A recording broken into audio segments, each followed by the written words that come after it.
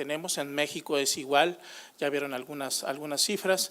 La R-quimioterapia sigue siendo el gold standard en su tratamiento, pero aquí tenemos algunos puntos, ya vimos algunos datos y bueno, remarcarles que el 50% alrededor van a ser curados, pero hay un 50% que van a ser o refractarios primarios o que van a recaer durante su evolución. Estas son simplemente una panorámica de todos los tratamientos que podemos ofrecer a nuestros pacientes.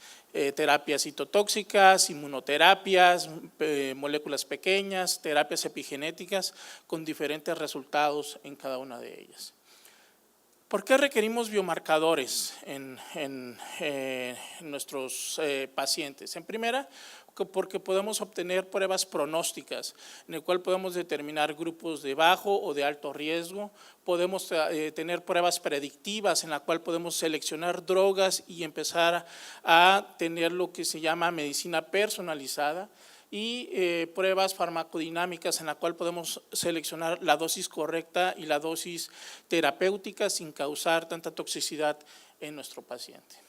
La definición de un biomarcador es la que tienen aquí, está hecha por el grupo de trabajo en biomarcadores. Un biomarcador es una característica que puede ser medido y ser evaluado objetivamente como un indicador de procesos biológicos y patológicos o de respuestas farmacológicas a una intervención terapéutica. Eso es lo que necesitamos que tenga o que sea un biomarcador. Pero en mi concepto yo creo que debemos agregar esto: fácil de hacer, rápido, accesible y si es posible que sea barato.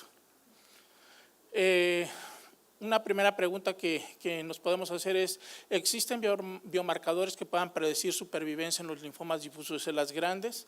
Pues bueno, pues sí, los clásicos son las firmas genéticas, en la cual a través de un perfil de expresión génica podemos obtener las células de origen de dos tipos, las de centrogerminales y las células B activadas. Esto en un primer estudio organizado por el grupo de Stanford y comandado por Alizade, presentan los primeros datos en los cuales los centrogerminales van mucho mejor que los que son de células B activadas. Posteriormente, esto se vuelve a corroborar por el grupo del NIH, donde el doctor Stout y el doctor Rosenwald presentan los mismos datos de centrogerminales, célula B activada, pero presentan también un tercer grupo que le denominan tipo 3 y que no está bien identificado, en el cual se comporta muy similar a lo que son las células B activadas. ¿Qué tenemos es importante recalcar que estas firmas genéticas se realizaron, se encontraron en muestras de pacientes tratadas con CHOP solamente. ¿Qué es lo que tenemos de información en la era post-rituximab, ya combinada con CHOP?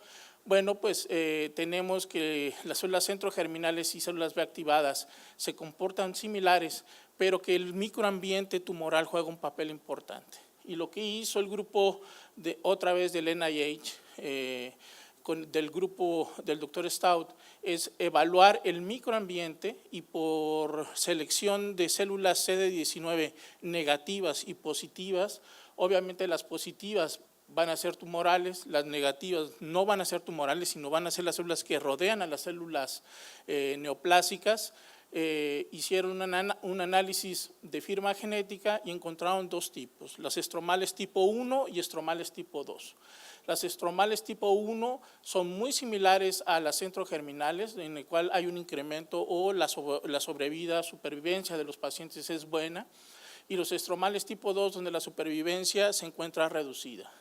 ¿En qué consiste este tipo 1 o tipo 2 de células estromales? Las estromales tipo 1 van a estar formadas principalmente por tejido fibrótico y macrófagos asociados a tumor, como los marcadores que ustedes pueden ver aquí, el SPARC, ellos lo probaron con estudios de inmunohistoquímica, con buena separación en las curvas de supervivencia, y obviamente las estromales tipo 2 las podemos identificar con marcadores como CD34 que son, marcan células endoteliales y las cuales cuando están positivas nos indican que es un estromal tipo 2.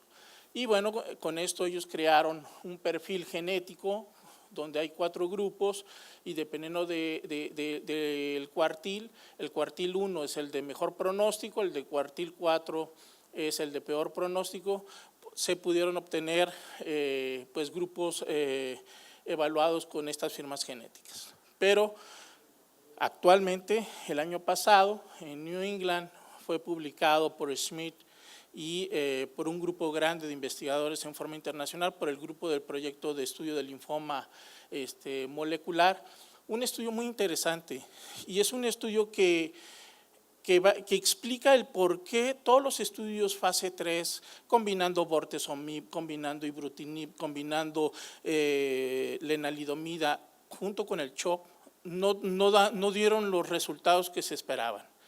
Espero que poderles explicar en una forma sencilla todo esto. ¿Qué fueron lo que hicieron?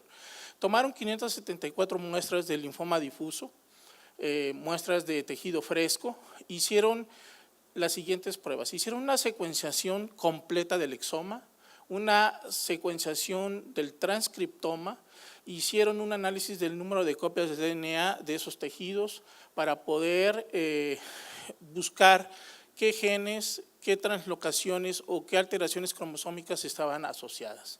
Y a la vez evaluaron los tipos de célula B activada y centro germinal y los porcentajes que tenemos son los siguientes. De célula B activada, el 51% de estas muestras era, centro germinal 28.6% y no clasificables o tipo 3 fue un 20%. Y lo que observaron ellos fueron 4 grupos que son los que ustedes ven. Mutaciones en el receptor CD79B, que también podrían mostrar mutaciones en el gen MYD88 y que podrían ser mutaciones sencillas de estos o dobles mutaciones. Y todas estas mutaciones se observaban más en el área de células B activadas. Es decir, que terapias blanco dirigidas como ibrutinib podrían funcionar en este subgrupo de pacientes. Otra de las vías que se encontró fueron las mutaciones de Notch1, que ya les enseñaré algunos datos personales al respecto. El otro grupo fue la combinación de fusiones de BCL6 y mutaciones de la vía de Notch2. Y el cuarto grupo, que tiene que ver más que nada con una semejanza con genes que se observan también en linfomas foliculares y que solamente se observaran en las centrogerminales, son translocaciones del gen BCL2 y mutaciones del gen STH2, que también es un regulador de histonas en estos pacientes. Bueno, cuando analizamos estas mutaciones, observamos que en las células B activadas el 96% presentaban una mutación sencilla o doble de CD79B y MYD88. Cuando analizamos el segundo grupo, que es BN2, el B por el BCL6 y la N por Notch y el 2 por ser de la vía 2, Notch2, observamos que el 41% de estas células B activadas podían caer en este grupo. El 40% sería de los no clasificables y solo el 19% de los centrogerminales. Cuando analizamos la vía o los que caen en el grupo N1 o de Notch1, observamos que el 95% correspondía a células B activadas y solamente el 5% en los no clasificables.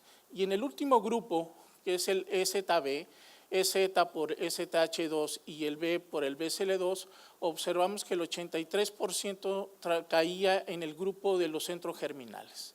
Entonces, parecería que ahí podemos determinar perfectamente estos grupos. Esta gráfica es simplemente para mostrarle ¿En qué estaban o en qué están implicados estas vías? En las vías de diferenciación de células B, en señales oncogénicas, en proliferación y en el microambiente tumoral.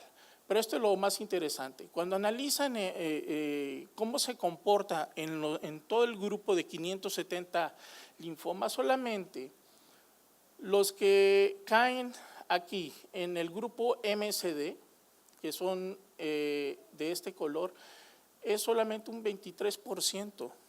Imagínense nada más, tenemos todas las células B activadas y solamente el 23% caen en aquellos que pudieron haber o tener un beneficio con ibrutinib, que son los que bloquean los receptores de NYD88 o mutaciones a nivel de CD79B. Solamente un 23%. Cuando vemos el siguiente grupo en el cual predominan los no clasificables, vemos que también varían mucho la presencia de estos grupos, y vean también en el grupo de los centrogerminales cuántos realmente solamente presentan mutaciones de ZB o de la vía de ZB o del grupo de ZB, que es alrededor de 30 y tantos %. Es por eso que no en todos los fase 3 tuvieron los resultados que se esperaban cuando pensábamos que estábamos haciendo medicina personalizada. En realidad no la estábamos haciendo en una forma completa, la estábamos haciendo parcialmente. Creo que se desconectó.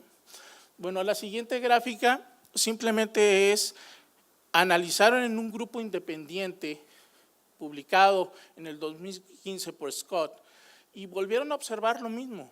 Vean nada más cómo realmente son muy pocos los porcentajes, solamente el 48% de todos nuestros linfomas difusos en las grandes vamos a tener realmente una vía mutada en la cual pudiéramos interferir o crear una medicina personalizada. Y el 52% de estos grupos no muestran ninguna de estas alteraciones, y la terapia que demos